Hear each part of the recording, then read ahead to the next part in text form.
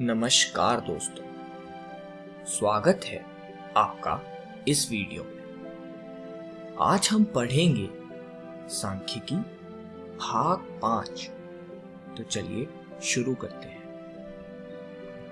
इस वीडियो में हम सतत बारंबारता बंटन के बारे में पढ़ेंगे।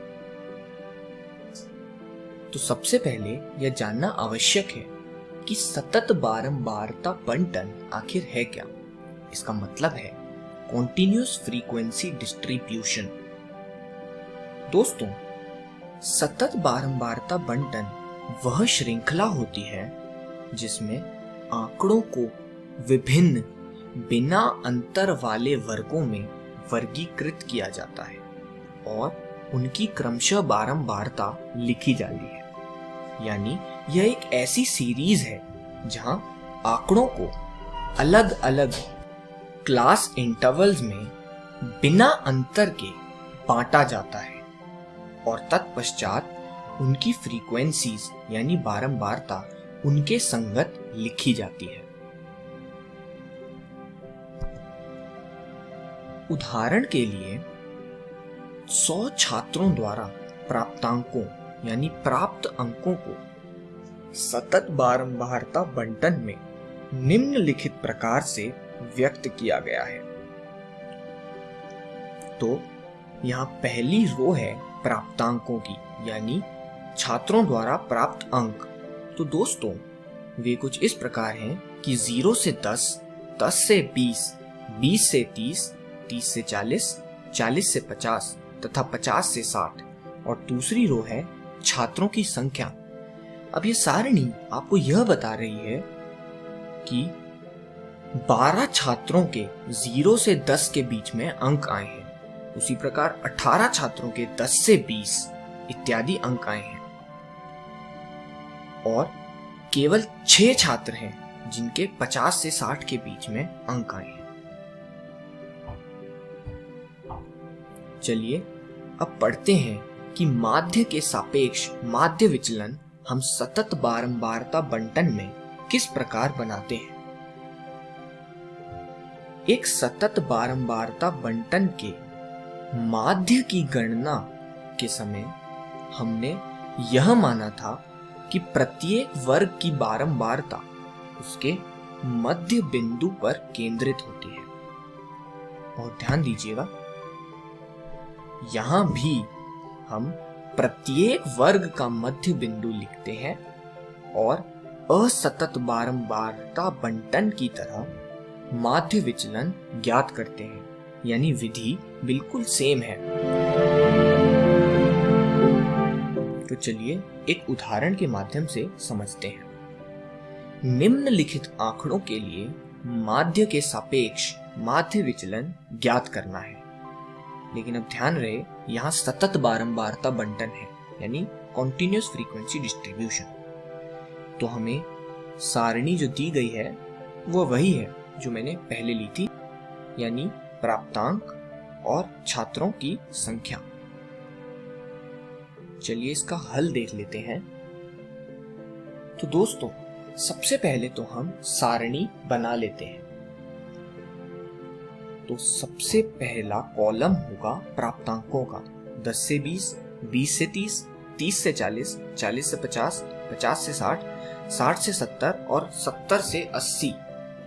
और दूसरा कॉलम छात्रों की संख्या। बहुत ही ध्यान से सुनिएगा, छात्रों की संख्या हमेशा फ्रीक्वेंसी यानी बारंबारता को बताती है। तो वह भी हम प्रश्न से उठाएंगे।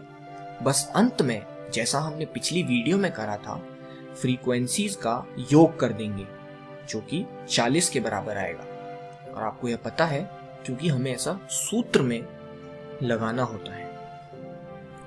अब जैसा कि मैंने बताया, यानी मध्य बिंदु, दोस्तों जिसे हम xi लेते हैं।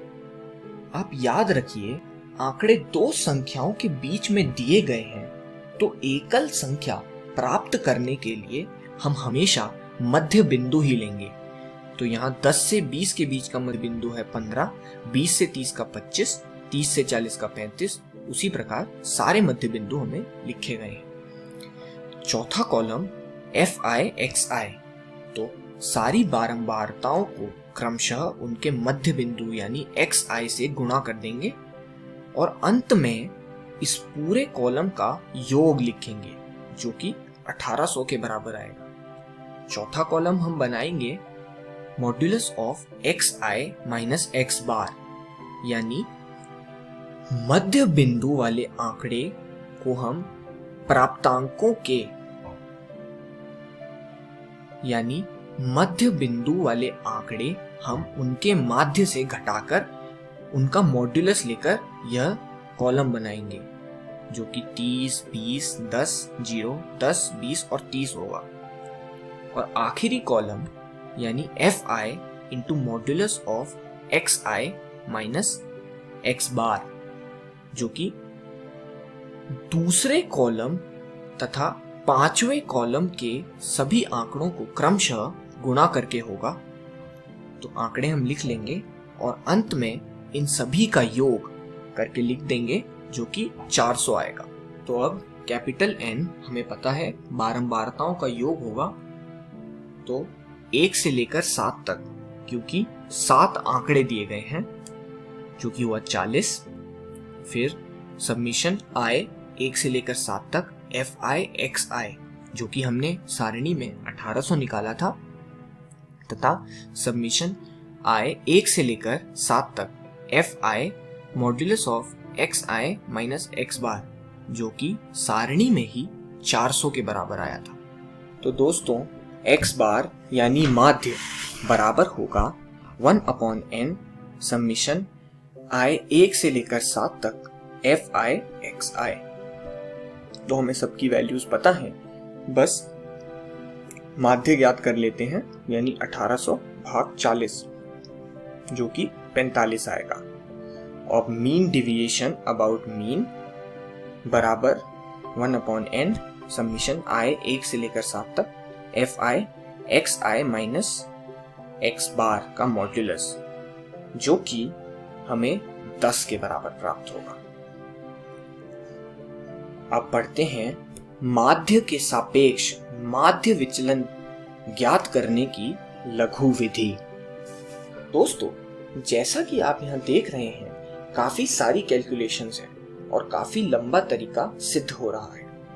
इसीलिए हम विचलन और पद विचलन प्रेक्षणों के आकार को छोटा कर देते हैं, जिससे गुणन जैसी गणनाएं सरल हो जाती हैं। दोस्तों हम पद विचलन विधि का प्रयोग करके माध्य X बार के कठिन परिकलन से बच सकते हैं। स्मरण कीजिए कि इस विधि में हम आंकड़ों के माध्य या उसके बिल्कुल पास किसी प्रेक्षण को कल्पित माध्य मानते हैं। यदि सभी विचलनों में कोई सार्वगुणनखंड है तो विचलनों को सरल करने के लिए इन्हें एक सार्वगुणनखंड से भाग कर देते हैं। इन नए विचलनों को पद विचलन कहते हैं। तो चलिए मान लीजिए कि नया चर di बराबर xi minus a upon h है, जहां a कल्पित माध्य है और h सार्वगुणनखंड है। तब पद विचलन विधि यानी अंग्रेजी में स्टेप डिविएशन मेथड द्वारा x बार यानी माध्य निकालने का निम्नलिखित सूत्र दिया जाता है। तो x बार बराबर होता है a यानी कल्पित माध्य जमा समीशन I 1 से लेकर n तक FI di, और di हमारा नया चर है, भाग कैपिटल N जो कि सारी बारंबारताओं का योग है, गुणा h, और h सार्वगुणनखंड है। ये सूत्र बहुत ही आवश्यक है क्योंकि यह माध्य ज्ञात करने की कैलकुलेशंस को बहुत हद तक घटा देता है। अब वही सारणी लेते हैं जो हमने पहले ली थी, जहां हमें प्राप्तांक पता है, छात्रों की संख्या जो कि FI है जिसका टोटल 40 है, माध्य बिंदु XI। अब चौथे कॉलम में माध्य निकालने के लिए हम वो जो नया चर डी आई है उसे लेते हैं एक्स आई माइनस 45/10। बहुत ही ध्यान दीजिए कि यहाँ 45 यानी ए कल्पित माध्य है। अब कल्पित माध्य 45 इसीलिए है क्योंकि वह मध्य बिंदु वाले कॉलम में सबसे बीच में आता है, इसीलिए ए की वैल्यू 45 है।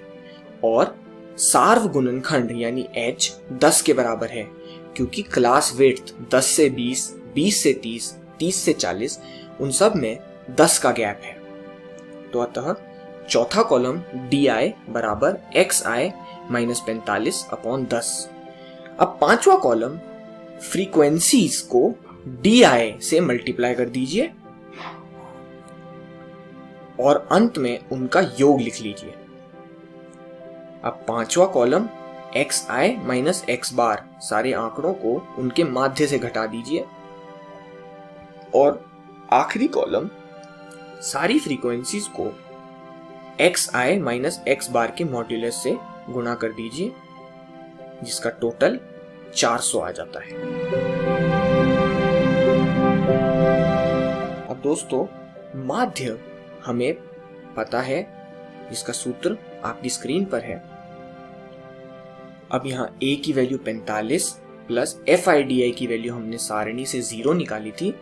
कैपिटल N यानी बारंबारताओं का योग 40 गुणा 10 जो h की वैल्यू है, जो कि अब 45 आएगी। तो माध्य निकालना काफी आसान हो गया। अब मीन डिविएशन अबाउट मीन यानी माध्य के सापेक्ष माध्य विचलन बराबर है 1/n समीशन i 1 से लेकर 7 तक fi इंटू एक्स आई माइनस एक्स बार का मॉड्यूलस। अब केवल वैल्यूज पुट करते हैं जो कि 400/40 आएगी, अतः 10। तो इस प्रकार हमने माध्य के सापेक्ष माध्य विचलन निकाला, जिसमें हमने माध्य प्राप्त करने के लिए लघु विधि, जिसे हमने स्टेप डिविएशन मेथड कहा, वह सीखा।